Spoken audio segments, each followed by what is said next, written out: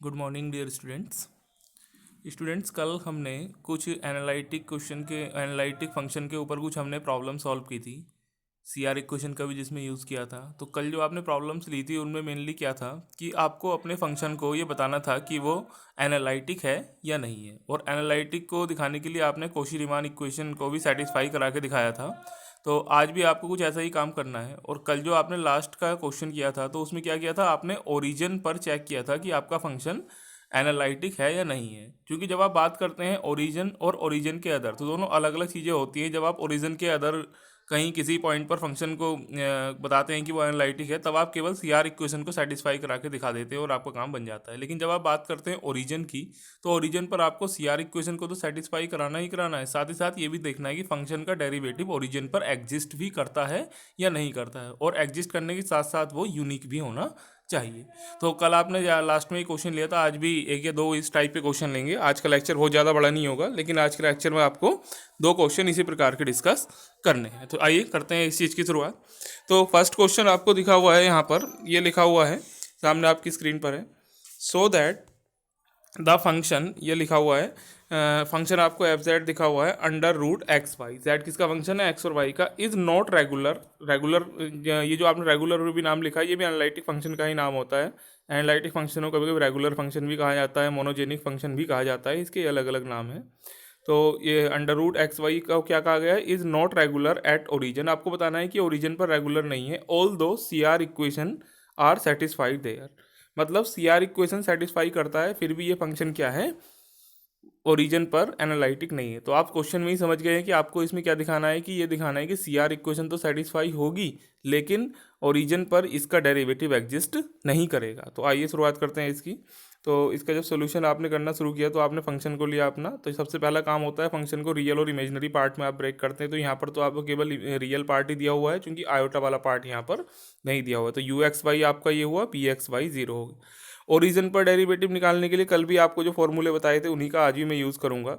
तो अगर del you over del X की बात करूँ तो U X zero minus U zero zero upon X. इसका मतलब क्या है कि आप यू वाले फंक्शन में एक्स के प्लेस पर एक्स रखा रहने दीजिए और वाई के प्लेस पर जीरो रखिए। माइनस यू जीरो जीरो का मतलब एक्स के प्लेस पर भी जीरो, वाई के प्लेस पर भी जीरो यू में, और अपॉन एक्स अपनी जगह एज इट इज़ रखा हुआ है। तो जब आपने यू एक्स जीरो रखा है, तो जब वाई के प्लेस पर जीरो रख रहे हैं, एक्स के प्लेस पर एक्स रख रहे हैं, तो इस फंक्शन में क्या मिल रहा है आपको? जीरो। जीरो जीरो रखने पर दोनों जीरो अपॉन एक्स। इसके बाद आपने क्या किया? इसके बाद आप निकाल रहे हैं del you over del Y. Del you over del Y का फॉर्मूला बताया था कल भी आपको, थोड़ा सा इसके अंदर चेंज है। सिर्फ इतना चेंज आया है कि एक्स के प्लेस पर जीरो लेना है उस बार, वाई के प्लेस पर वाई लेना है, बाकी U zero zero as it is रहेगा और अपॉन वाई। तो जब आपने अपने function u equal to under root X Y में एक्स के प्लेस पर जीरो रखा, वाई के प्लेस पर वाई रखा, तो आपको क्या मिल जाएगा? जीरो। जब आपने एक्स के प्लेस पर भी जीरो रखा, वाई के प्लेस पर भी जीरो, तो आपको क्या मिला? जीरो अपॉन में वाई, ये आ गया। सेम वे आप क्या करेंगे? Del we over del x. तो del we over del x का फॉर्मूला बिल्कुल यू के जैसा ही है, केवल बी आ गया है, क्योंकि बी फंक्शन तो ऑलरेडी आपके पास जीरो है, बी तो आपको दिया हुआ ही नहीं है, तो वो कितना हो गया? जीरो। वी का जब वाई में करेंगे तो वो भी कितना हो गया? जीरो। तो इसका मतलब आपने जब देखना है क्लियरली, ये जो सी आर इक्वेशन की कंडीशन होती है, del you over del x equals to del we over del y, और del you over del y equals to minus del we over del x. तो यहाँ पर क्या हो रही है? सी आर इक्वेशन की कंडीशन क्या हो रही है? सेटिस्फाई हो रही है। इसका मतलब कौशी रीमान इक्वेशन तो सेटिस्फाई है। अब हम बात करते हैं इसके डेरिवेटिव। डेरिवेटिव के लिए कर्वी फॉर्मूला बताया, जब आप ओरिजिन पर डेरिवेटिव निकालते हैं तो इस फॉर्मूले का यूज करते हैं, F Z minus F zero upon Z.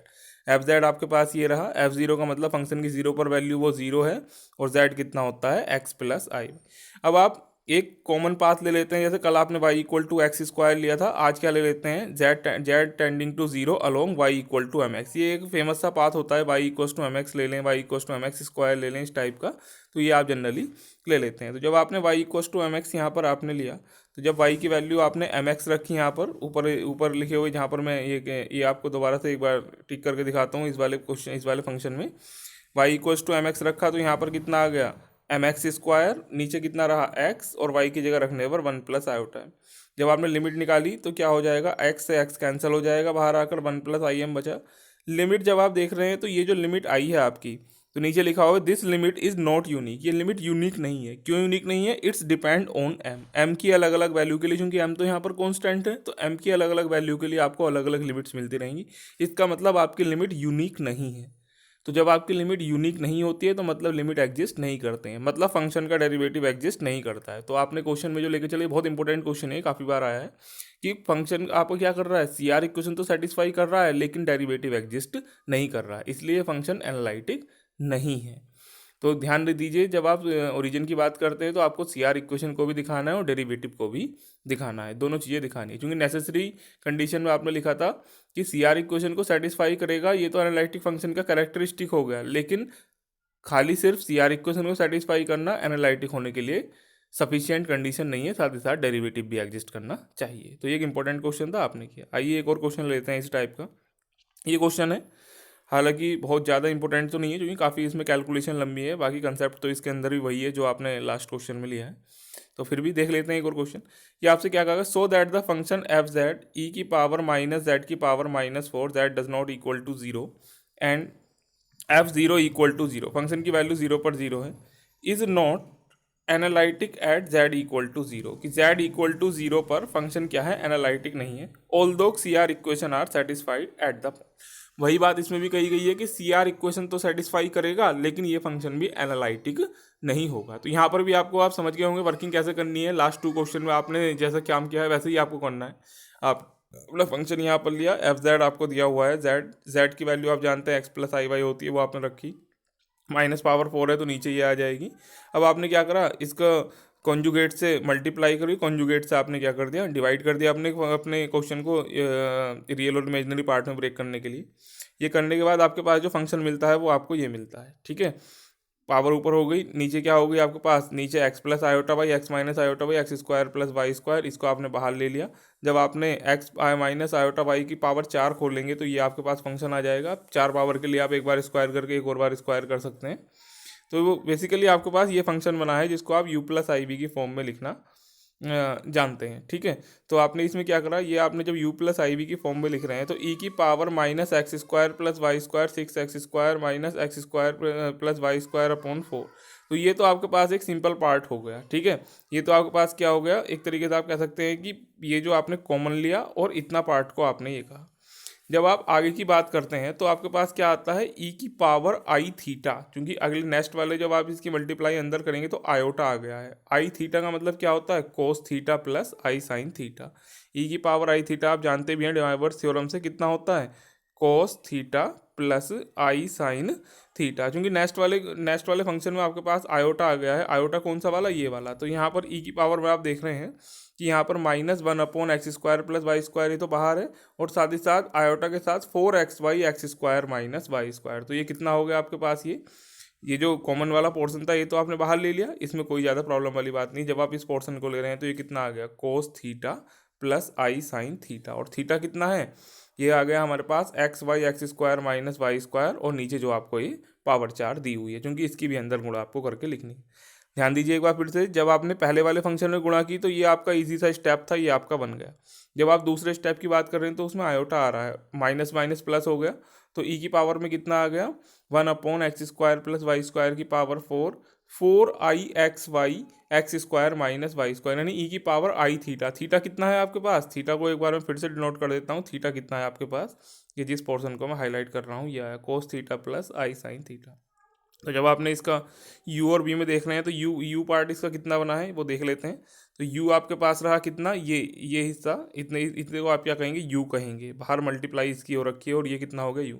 जब b की बात करेंगे इमेजिनरी पार्ट की, तो b की बात जब मैं करूँ तो एक बार फिर से इसको इनक्लोज कर रहा हूँ, एक तो इतना पार्ट और एक इतना पार्ट, इन दोनों ही गुणा करके आपको क्या मिल जाएगा, v मिल जाएगा। तो जब ये आपको b मिला, u मिला, ये मिला, b मिला। अब z इक्वल टू 0 पर जब आप डेरिवेटिव निकालते हैं तो ये आपके पास फॉर्मूला दो पिछले प्रीवियस क्वेश्चन में डिस्कस कर चुका हूँ, तो इसलिए इसको बार डायरेक्टली अप्लाई करना हूँ। तो यू एक्स जीरो, तो यू जी की बात करें तो एक्स के प्लेस पर एक्स रखा रहने दें, और वाई के प्लेस पर क्या रख लेते हैं, जीरो रख लेते हैं। यू जीरो जीरो में दोनों की जगह जीरो और अपॉन है। तो आप देखते हैं जब एक्स के प्लेस पर एक्स रखा तो आपको ये मिला, वाई के प्लेस पर जीरो रखने पर ये जीरो हो गया। नीचे आपके पास एक्स की पावर कितनी हो गई, एक्स की पावर कितनी हो जाएगी, 8 हो जाएगी। एक्स की पावर 4 ऊपर है, एक्स की पावर 8 नीचे, तो आपने कैलकुलेशन थोड़ी सी कर लेंगे तो आपको ये मिल जाएगा, ये ई की पावर एक्स की पावर -4 -0 अपॉन एक्स, ये आपको मिला हुआ है। इसमें ज़्यादा दिक्कत नहीं है, केवल आपको यू के अंदर वैल्यू लगानी है। नेक्स्ट वाला जो आगे वाला हिस्सा है वो कोस वाई होने कोस जीरो बन जाएगा। कोस जीरो से कितना हो जाएगा आपके पास, कोस जीरो होने के कारण क्या बन जाएगा, कोस जीरो कितना होता है हमारे पास 1 होता है। ठीक है, तो ये आपने यहाँ पर डायरेक्टली आप देख सकते हैं जब इसके अंदर वैल्यू रख रहे हैं यू के अंदर। तो ई की पावर ये कितनी मिल रही है, माइनस एक्स की पावर कितनी हो जाएगी, -4 आपको डायरेक्टली मिल रही है, और नीचे वाले सब जगह क्या हो जाएगी, पावर्स कैंसिल हो जाएंगी। तो आपको कितना मिलेगा, ये मिलेगा ई की पावर माइनस एक्स की पावर -4 अपॉन दिस और अपॉन एक्स। तो जब आपने इसके अंदर एक्सटेंडिंग टू जीरो लगाएंगे तो ई की पावर -0 कितना होता है, या जीरो कह सकते हैं 1 होता है। तो 1 अपॉन कितना आ गया, ये extending to zero upon x, e की पावर एक्स की पावर 4। नीचे ले जाकर लगा सकते हैं, ऊपर भी लगा सकते हैं, कोई सी बात नहीं है। नीचे ले जाना इसलिए बेहतर रहेगा क्योंकि नीचे की लिमिट भी 0 आपको मिल रही है। तो जब आपने थोड़ा सा और काम इस पर किया तो आगे हल्का सा बढ़ते हैं। तो नेक्स्ट स्टेप में आपने क्या करा, इसको एक्सपेंड करके लिख लिया, ये भी एक अच्छा ऑप्शन है क्योंकि ऊपर नीचे दोनों जगह 0/0 फॉर्म बनने का खतरा रहता है। तो इसलिए आपने क्या कर लिया, एक्सपेंशन कर लिया, ई की पावर एक्स का ये हो गया, आपने कॉमन निकाल लिया। नीचे से भी यहाँ पर एक्स नीचे आपको दे रखा है, तो एक्सटेंडिंग टू जब इसके अंदर जीरो लगाएंगे तो कितना आ जाएगा 1/0, जो कि अभी वैलिड नहीं होगा। तो इसके लिए आपने क्या करा, एक्स के अंदर मल्टीप्लाई करी, यह आया आपके पास। अब एक्सटेंडिंग टू जीरो जब लगा रहे हैं तो नीचे कितना बना आपके पास 0, 1/0, 1/0, तो ये आया। तो मतलब नीचे क्या बना, इनफाइनाइट बन गया। कितना बन गया ये, इनफाइनाइट। समथिंग अपॉन इन्फिनिटी कितना हो गया, 0 हो गया। ठीक है, जब बात करते हैं del you over del Y की, तो सेम आपके पास क्वेश्चन है, क्योंकि होमोजीनियस टाइप का ही आपके पास क्वेश्चन है ये। होमोजीनियस टाइप का मैं इसको क्यों बोल रहा हूँ, क्योंकि देखिए जितनी आपके पास एक्स की पावर है उतनी ही वाई की पावर है। एक्स की पावर 4 है तो यहाँ भी 4 है, यहाँ भी एक्स की पावर 2 है, वाई की पावर 2 है। सभी सभी आप सारे स्टेप पे दे सकते हैं कि एक्स की पावर 4 की आप चार ऑर्डर का एक तरीके से होमोजीनियस फंक्शन है, यू और बी दोनों ही। अगर यू की बात भी करूँ और बी की, तो आप देख सकते हैं जब आप होमोजीनियस फंक्शन होता है तो आपको बार बार काम नहीं करना होता है। जैसा आपका यू होता है, जैसा आपने एक्स के रेस्पेक्ट में किया है, वैसे ही वाई के रेस्पेक्ट में आप सिमिलरली भी लिख के दिखा सकते हैं। ये देख सकते हैं आप, लास्ट ईयर आपने होमोजीनियस फंक्शन को काफ़ी अच्छे से डिस्कस किया था, उसको थोड़ा सा फायदा उठाते हैं यहाँ पर। तो इसको जब आप देख रहे हैं, यहाँ भी एक्स की पावर 4, यहाँ भी वाई की पावर 4, यहाँ भी पावर टोटल मिलाकर 4, नीचे ही पावर आपकी 4 बनती जा रही हैं। तो मतलब कहने का ये है कि होमोजीनियस टाइप का ही फंक्शन बन गया एक तरीके से देखा जाए तो आप इसमें जब यू का वाई में करेंगे तो फंक्शन चूंकि सारे जो स्टेप्स हैं वो जितना एक्स में पावर है उतनी ही वाई में पावर है, और होमोजीनियस फंक्शन है, तो आप इसको वाई को डायरेक्ट जब वाई का वाई में डिफरेंशिएशन करते हैं तो डायरेक्टली भी आप इसको लिख सकते हैं, क्या आ जाएगा 0। जब बी का एक्स में करेंगे तो यहाँ भी बहुत कुछ ज़्यादा करने की ज़रूरत नहीं है। जब आप बी का एक्स में करेंगे, इसके अंदर लगाएंगे, तो ये फंक्शन ही बिल्कुल यू जैसा ही है, तो वो भी आपको पता है 0 आ जाएगा। इसमें ज़्यादा काम करने की ज़रूरत नहीं है, केवल पहला स्टेप आपको निकालना था यहाँ पर। बाकी आप इजीली देख पा रहे हैं क्योंकि होमोजीनियस टाइप का फंक्शन है, इसी नेचर को यहाँ पर यूज़ भी करना है। अदरवाइज आप अगर अलग अलग सारे डेरिवेटिव निकालेंगे तो बहुत सारा समय आपको चला जाएगा। थोड़ा सा यहाँ पर क्वेश्चन को डीपली देखना होता है, होशियारी भी दिखानी होती है। तो होमोजीनियस टाइप का फंक्शन है तो आपने डायरेक्टली क्या लिख दिया, बाकी जो डेरिवेटिव्स हैं ये क्या आ जाएंगे, 0 आ जाएंगे। एक बार मैं आपको u वाले को एक बार फिर से दिखाना चाहूँगा। ये जब आपने इसमें del you over del X रखा, यू एक्स 0 की वैल्यू आपको यहाँ से मिली, 0 पर तो 0 है ये, अपॉन एक्स। तो इसको आप क्या ले गए, की पावर एक्स को नीचे ले गए, एक्सपेंशन आपने कर लिया एक्स की पावर।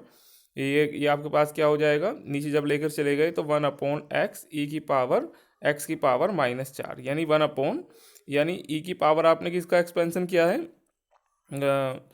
ए की पावर एक्स की पावर -4 का। तो क्या आता है, 1 + x का expansion 1 x upon factorial x upon factorial 1 x square upon factorial 2 x Q upon factorial 3। तो आपने ई की पावर एक्स की पावर -4 को आपने क्या कर दिया, एक्सपेंड कर लिया। तो ई की पावर एक्स का जैसे करते हैं -4 के कारण नीचे पावर आ गई है, आपने एक्स के अंदर गुणा कर दी। जब आपने इसके अंदर ये लिमिट लगाइए एक बार फिर से, तो जब इसमें लिमिट लगा रहे हैं तो क्या मिल जाता है, नीचे 0 मिल रहा है, तो समथिंग अपॉन 0 क्या हो जाता है, हम सॉरी माफ़ कीजिए, जब आपने नीचे 0 लगाया है तो समथिंग अपॉन कितना आ रहा है, नीचे आपके पास इन्फिनिटी बनते जा रहे हैं, तो इन्फिनिटी समथिंग अपॉन इन्फिनिटी क्या हो जाता है, 0। होमोजीनियस टाइप के फंक्शन है तो del you over del Y भी आपने 0 लिखा, same way del we over del Y भी, और del we over del X को भी आपने क्या लिख दिया है, 0 लिख दिया है यहाँ पर। ठीक है, तो आप देख रहे हैं कि कॉची रीमान इक्वेशन क्या हो रही है, सेटिस्फाई हो रही है। जो भी कॉची रीमान इक्वेशन करनी, सारे चूंकि डेरिवेटिव 0 आ गए तो वो क्या हो रही है, सेटिस्फाई। अब बात कर लेते हैं इसके डेरिवेटिव की। डेरिवेटिव का फॉर्मूला आपके पास है, एफ जेड आप जानते हैं आपके पास, ये 0 रखने पर तो 0 मिल ही रहा है, अपॉन जेड रखने पर कितना है, ये जेड नीचे आ गया। अब आप वैसे भी इसको डायरेक्टली देख पा रहे हैं, जब आप जेड टेंडिंग टू 0 इसके अंदर लगाएंगे तो ई की पावर कितनी हो गई, 0, कितना आ जाएगा 1, और नीचे जो लगा रहे हैं तो कितना आ जाएगा आपके पास, 0 लगाने पर कितना आ जाएगा आपके पास, नीचे जब आप इसके अंदर लगाएंगे तो क्या आ जाएगा, समथिंग अपॉन 0 कितना आ जाएगा, इनफाइनाइट। डायरेक्टली इन दो स्टेप को भी आपको दिखाने की ज़रूरत नहीं है, अगर ये भी अननेसेसरी टाइप की हैं, डायरेक्टली भी आप इसको देख सकते हैं।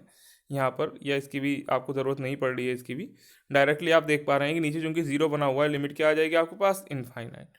ये आप डायरेक्टली कहाँ से भी देख सकते हैं आपके पास, ये जब आप इसको देख रहे हैं e⁻⁻z⁴ जब इसके अंदर लिमिट डायरेक्टली भी लगते हैं तो e की पावर कितना बन जाएगा आपके पास, z की पावर 0, यानी e की पावर -1/z नीचे लेकर जाएंगे तब भी क्या आएगा, ऊपर सब कुछ क्वांटिटी बनी रहेगी और नीचे क्या बन जाएगा, जीरो बन जाएगा। तो जब जीरो आपके पास बन गया तो आपने क्या बोल दिया इसको, ये लिमिट क्या होगी आपके पास, ये इनफाइनाइट आ गई है। अलग अलग पाथ के लोग जब आप निकालेंगे तो आपको लिमिट क्या मिलती रहेगी, इनफाइनाइट ही मिलती रहेगी। तो इसका मतलब लिमिट एग्जिस्ट नहीं करती है, तो यानी f'(z) एग्जिस्ट नहीं करता। तो यहाँ पर भी आपने क्या कहा कि फंक्शन का क्या है कि वो एनालिटिक इक्वेशन को तो सेटिस्फाई कर रहा है, ऊपर आपने दिखा दिया सारे पार्शियल डेरिवेटिव जीरो आ गए तो CR इक्वेशन सेटिस्फाई है। जब आपने इसका डेरिवेटिव निकालना है तो डेरिवेटिव निकालने के लिए जब आपने इसमें फॉर्मूला अप्लाई किया है तो फॉर्मूला अप्लाई करने के बाद आप देखते हैं ये आपको मिलता है, f(z) की वैल्यू इधर रखी है, जीरो लगाने पर जीरो है अपॉन z। तो जब आप इसके अंदर लिमिट चाहे किसी भी पाथ के अलोंग निकालेंगे, z=mx रख लें या कुछ भी रख लें, तो वो लिमिट फ्री नहीं आएगी और वो लिमिट क्या बनती रहेगी, इनफाइनाइट बनती रहेगी। क्योंकि यहाँ पर आप देख रहे हैं ऊपर कुछ क्वांटिटी आपके पास बन जाएगी e की पावर में जीरो के कारण, और जब आप इसको नीचे देख रहे हैं तो नीचे क्या बन रहा है आपके पास, जीरो बन रहा है। चाहे ऊपर कोई भी क्वांटिटी बन रही हो, नीचे अगर जीरो बनता है तो समथिंग अपॉन जीरो क्या हो जाएगा, इनफाइनाइट आपके पास आ जाएगा। तो इनफाइनाइट लिमिट का मतलब क्या होता है, लिमिट एग्जिस्ट नहीं कर रही है। तो यहाँ पर भी प्रीवियस 2 क्वेश्चन की तरह CR इक्वेशन तो सेटिस्फाई है, लेकिन हमारे पास क्या है, डेरिवेटिव एग्जिस्ट नहीं कर रहा है। तो स्टूडेंट्स आपने ये ओरिजिन पर एनालिटिक इक्वेशन वाले क्वेश्चन को देखा है, या ओरिजिन पर आपने एनालिटिसिटी चेक की है, ये तीनों ही क्वेश्चन ठीक है। लास्ट वाला क्वेश्चन थोड़ा लेंथी है लेकिन कभी कभी आया है ये भी, इसको भी आप देख सकते हैं। कंसेप्ट वही रहेगा, CR इक्वेशन को आप दिखाइए और डेरिवेटिव एग्जिस्ट नहीं करेगा। डेरिवेटिव एग्जिस्ट करने के लिए क्या होता है कि लिमिट यूनिक होनी चाहिए, प्रीवियस क्वेश्चन में यूनिक नहीं है और यहाँ पर तो इनफाइनाइटी आ गई है तो एग्जिस्ट नहीं करता। तो डियर स्टूडेंट, ये आपने क्वेश्चन की एनालिटिक फंक्शंस के ऊपर। नेक्स्ट जो हमारे लेक्चर आएंगे उसमें कुछ और टाइप के क्वेश्चन लेंगे और आगे की बात करेंगे। Okay students, thank you.